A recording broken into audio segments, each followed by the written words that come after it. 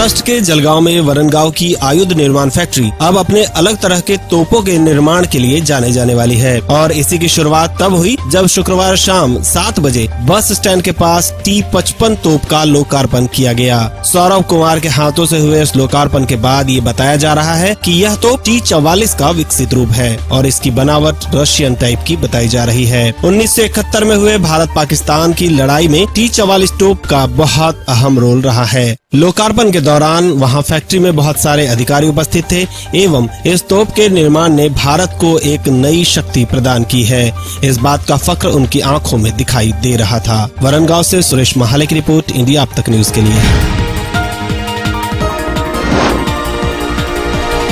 हरदोई के पाली थाना के 200 मीटर दूरी पर स्थित पंचवारी मंदिर के पास वाजपेयी मार्केट में शुक्रवार की रात चोरों ने एक दुकान को अपना निशाना बनाते हुए लाखों का माल लेकर फरार हो गए हैं। बताया जा रहा है कि कई दिनों से सोने चांदी का व्यापार कर रहे व्यापारी की दुकान का शटर तोड़कर चोरों ने दुकान में प्रवेश किया और फिर लाखों का माल लेकर फरार हो गए। चोरी करते वक्त जब पास के व्यक्ति ने उन्हें रोकने की कोशिश की तो चोरों ने तमंचा निकालकर जान से मारने की धमकी दी, जिस वजह से वह व्यक्ति भी डरकर भाग गया। हमने अंदर खांसने के बाद में जब नहीं बंद हुई वहाँ कदमों की आवाज़ मालूम हुई पड़ी तो मैंने गेट खोला। गेट खोलने के बाद मैं कन्या के पास से निकला। जब निकले कन्या के पास हुआ तो हमने आवाज़ दी, मैं कौन है? तो उन्होंने तुरंत यहाँ से बरामदे के पास यहाँ से कहा चुप, नहीं गोली मार दी। दुकानदार की माने तो चोरों ने 15 किलो चांदी और 120 ग्राम सोना चुराया है। मेरी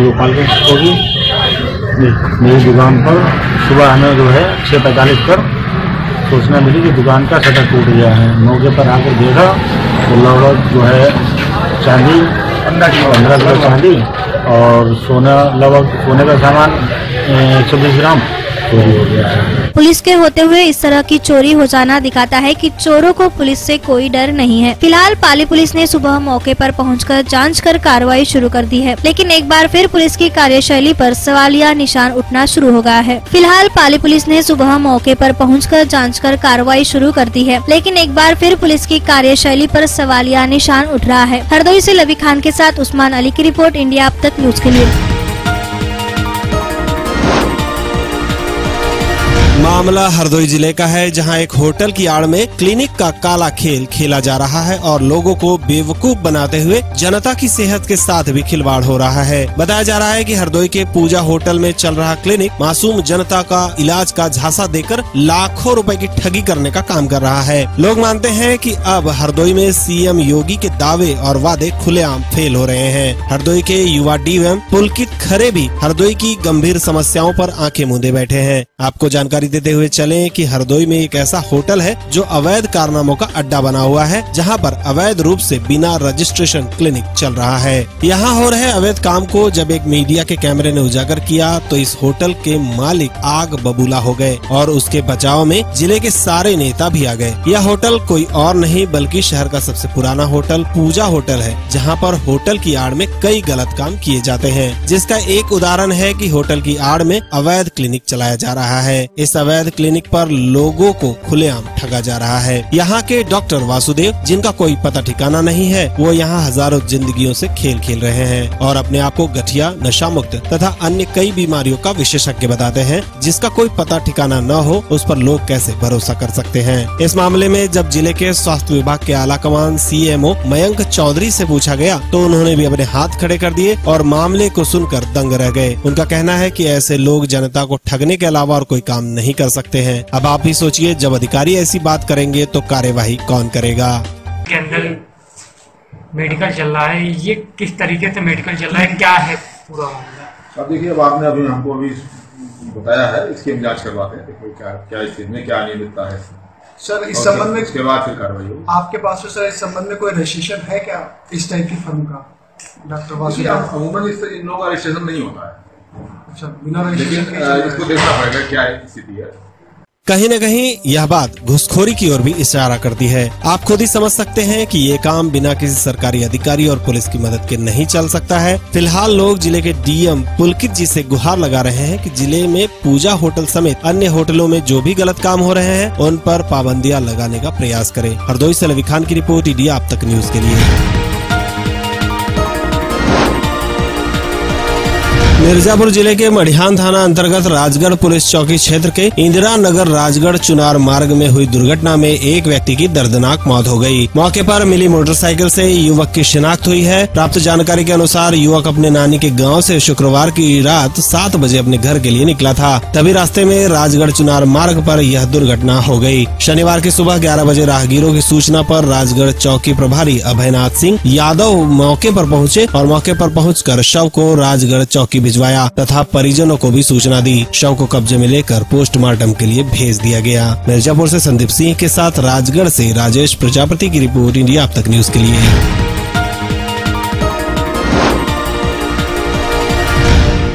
गंज बसौदा में माझी रायकवार समाज ने जन आक्रोश रैली निकाली और राज्यपाल मुख्यमंत्री के नाम एसडीएम को ज्ञापन सौंपा। केवटों ने भाजपा सरकार पर वादा खिलाफी का आरोप भी लगाया है। ज्ञापन में शासन से मांग की गई है कि माझी की उपजातियों भोई, डीमर, केवट, कहार, रायकवार को घोषणा के अनुसार माझी की उपजातियों में सम्मिलित नहीं किया गया है, जिससे समाज अपने आरक्षण के संवैधानिक अधिकार से वंचित है। बीजेपी पिछले 3 चुनावों से घोषणा पत्रों में माझी की जातियों को माझी में शामिल करने का जिक्र करती आ रही है, लेकिन अभी तक कुछ नहीं किया। केवट समाज को लगातार गुमराह किया जा रहा है और वोट बटोरने का काम किया जा रहा है। आंदोलन जारी रहेगा।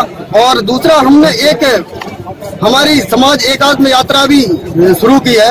वो दिनांक 22/1 से चालू होगी विदिशा से। 7 तहसीलों में भ्रमण करते हुए 5 फरवरी तक विदिशा जिला कलेक्ट्रेट में 7 तहसील इकट्ठा होकर ज्ञापन सौंपेंगे। अगर इसके बाद भी शासन प्रशासन द्वारा उचित कार्रवाई या कोई कदम नहीं उठाया जाता तो हम राष्ट्रीय स्तर पर माननीय प्रधानमंत्री महोदय, महामहिम राष्ट्रपति महोदय के नाम भी ज्ञापन और इस आंदोलन को जारी रखेंगे। अगर इसी तरह बीजेपी सरकार जनता से किए वादों से मुंह मोड़ती रही तो फिर अगली बार जनता भी बीजेपी सरकार से मुंह मोड़ ही लेगी। अतः वरिष्ठों को इस ओर ध्यान देना ही चाहिए। विदिशा के गंज बसौदा से सौरव सक्सेना की रिपोर्ट, इंडिया अब तक न्यूज के लिए।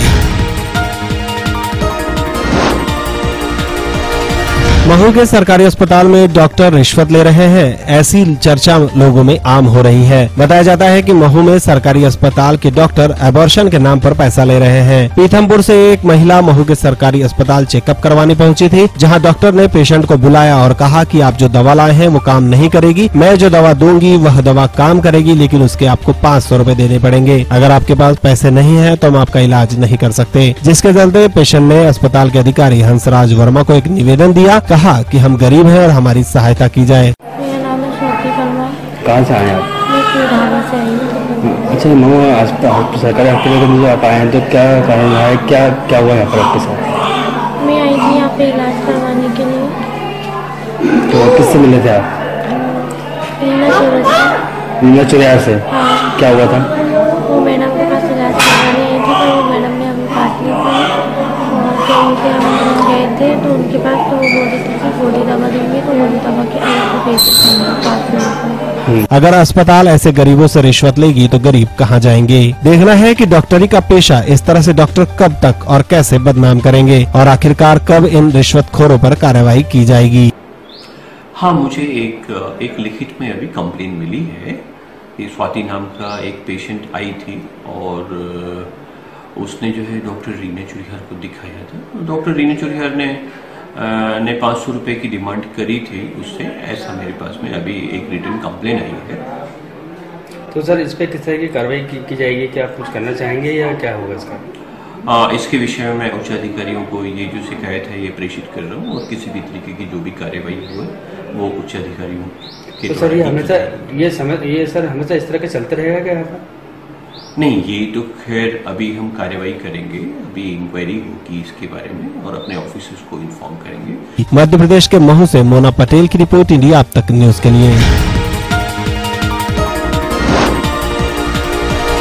मध्य प्रदेश की सबसे बड़ी नगरपालिका पीथमपुर में चुनाव भाजपा प्रत्याशी कविता संजय वैष्णव के पक्ष में गया है। यहां भाजपा की अधिकृत प्रत्याशी कविता वैष्णव ने 6003 मतों से जीत दर्ज करवाई। जो परिणाम आए हैं उनसे सिद्ध होता है कि जनता ने शिवराज सरकार पर भरोसा जताया है। वहीं इस निर्णायक जीत से मुस्लिम बहुल इलाकों के क्षेत्रों में भी भाजपा का रुझान बढ़ा है, ये पता चलता है। उन्होंने सत्ता के साथ हाथ मिलाकर खुलकर भाजपा का साथ दिया है। पूरे धार जिले में कांग्रेस पक्ष में माहौल है और हम 9 में से 5 जगह पर चुनाव जीते हैं। पीथमपुर भी बड़ा अच्छा कांग्रेस का माहौल दिख रहा था। अब इसकी हम समीक्षा करेंगे। हम यहाँ पर पीथमपुर में हम कैसे और क्यों हारे हैं और जनादेश का हम सम्मान करते हैं, आदर करते हैं। जो उन्होंने फैसला किया वो हमको मंजूर है। आगे हमने कहाँ पर यहाँ पर भूल या चूक की है उसके लिए हम देह में जाएंगे और उसको भूल को हम जो है वापस ठीक करेंगे। इस पूरे चुनाव में भाजपा प्रत्याशी कविता वैष्णव की जीत का ताना बाना उनके पति संजय वैष्णव ने ही बुना था। इस मर्तबा वैष्णव ने अपनी चुनावी रणनीति में कांग्रेस के परंपरागत मुस्लिम वोटों में जमकर सेंधमारी की और एक तरफा मतदान जीत का आधार बना दिया। को भी आगे बढ़ाएंगे, हम घर घर नर्मदा का पानी पहुँचाएंगे, हॉस्पिटलों की चिकित्सा की सब व्यवस्था करवाएंगे और पार्क का भी निर्माण करेंगे। और सभी एक तो मैं सभी भारतीय जनता पार्टी के कार्यकर्ता और जनता को बहुत बहुत धन्यवाद देना चाहती हूँ। उनके सब मेहनत से और उनके आशीर्वाद से आज मैं इस पद पे पहुँची हूँ। बहुत बहुत धन्यवाद सभी का। विकास किया है और आगे भी हम विकास करते रहेंगे। इस जीत में प्रधानमंत्री आवास योजना में कमजोर तबकों को अपना आशियाना बनाने की तमन्ना भी भाजपा की बढ़त का मुख्य आधार बताया जा रहा है। कांग्रेस में अध्यक्ष प्रत्याशी के चयन को लेकर उठे विवाद भी आग में घी का काम कर रहे थे। इस ऐतिहासिक जीत का श्रेय चुनाव प्रभारी संजय वैष्णव ने क्षेत्र के भाजपा कार्यकर्ताओं तथा विधायक नीना वर्मा को दिया है। साथ ही विजयी अध्यक्ष कविता वैष्णव ने कहा है कि वो जनता के उम्मीदों पर खरी उतरेंगी। भारतीय जनता पार्टी के नेता हमारे पीथमपुर के वरिष्ठ जो समर्पित कार्यकर्ता थे, उनके अथक प्रयासों से हम ये जीत तक पहुँचे। रणनीति का खुलासा जीत के बाद किया जाता है। जीत के पूर्व अगर कर दो तो रणनीति नहीं रहती है। आगे का भविष्य प्लानिंग क्या, किस ढंग से विकास को आप आगे बढ़ाएंगे? मैं यहाँ पर सभी भारतीय जनता पार्टी के नेता, क्षेत्रीय विधायक नीना वर्मा जी, सांसद सावित्री ठाकुर जी, पूर्व केंद्रीय मंत्री विक्रम वर्मा जी, मध्य प्रदेश के यशस्वी मुख्यमंत्री माननीय शिवराज सिंह जी, इन सभी नेताओं के मार्गदर्शन में, उद्योगपतियों के सामंजस्य और मीडिया के सहयोग से पीथमपुर में वो कोई कसर नहीं छोड़ी जाएगी। पीथमपुर क्षेत्र का जिस प्रकार से औद्योगिक क्षेत्र नक्शे में डेट्राइट के रूप में जाना जाता है, उसी प्रकार से पीथमपुर की जो रेसिडेंशियल कॉलोनियां हैं जो नगरपालिका के अंदर आती है, बिल्कुल उसमें किसी भी प्रकार की कोई कसर नहीं, एक मास्टर प्लान बनाया जाएगा। दूसरी ओर धार जिला कांग्रेस अध्यक्ष बाल मुकुंद सिंह गौतम ने जिले की 9 नगरीय निकायों में से 5 पर कांग्रेस की जीत को कार्यकर्ताओं की मेहनत का फल बताया है और नगरपालिका पीथमपुर में कांग्रेस की पराजय को स्वीकार करते हुए पराजय की समीक्षा करने की बात कही है। आशा है कि विजय प्रत्याशी जनता की उम्मीदों को नहीं तोड़ेंगी, वरना जनता जनार्दन अगले चुनाव में भाजपा को भी आईना दिखाने से नहीं चुकेगी। धार के पीथमपुर से मस्तान शेख की रिपोर्ट ईडी आप तक न्यूज के लिए। रतलाम के बड़ावदा में शुक्रवार रात 9:30 बजे छेड़छाड़ का विरोध करने पर जावरा के कॉलेज की एक छात्रा पर वार्षिकोत्सव के कार्यक्रम के दौरान एक युवक ने चाकू से हमला कर दिया। युवक ने 7 बार चाकू से वार किए और भाग निकला। कार्यक्रम में इस दौरान भगदड़ मच गई। गंभीर घायल छात्रा को रतलाम जिला अस्पताल रेफर कर दिया गया। घटना के बाद लोगों ने थाने का घेराव कर लिया। स्थिति को बिगड़ते देख दूसरे थानों से भी पुलिस बल को बुलाया गया था। बड़ावदा की रहने वाली छात्रा बोरीवाल भगत सिंह कॉलेज जावरा में प्रथम वर्ष एमए की कक्षा प्रतिनिधि है और शुक्रवार रात करीब 9:30 बजे कुमारीपुरा स्थित सरस्वती ज्ञान मंदिर में वार्षिकोत्सव देखने गई थी। इसी दौरान आरोपी साथियों के साथ वहां पहुंचा और छात्रा से छेड़छाड़ की। विरोध करने पर आरोपी ने चाकू से हमला कर दिया। गंभीर घायल छात्रा को परिजन तथा वहां रहने वाले जावरा सिविल अस्पताल ले गए, जहां से उसे रतलाम रेफर कर दिया गया। देर रात आरोपी पुलिस की गिरफ्त में था। बड़ावदा में एक युवती को स्कूल के कार्यक्रम चल रहा था, इस दौरान वो युवती भी कार्यक्रम देखने गई थी, तो वहीं बाहर साइड में एक युवक के द्वारा किसी धारदार संभवतः चाकू से हमला कर दिया गया था, जो वहां पर इन्वेस्टिगेशन अपराध दर्ज करके उसको इन्वेस्टिगेशन किया जा रहा है। लड़की वहाँ से यहाँ रतलाम रेफर किया गया था, जो यहाँ पर इलाज उसका हो रहा है और अभी लड़की ठीक है, सामान्य है।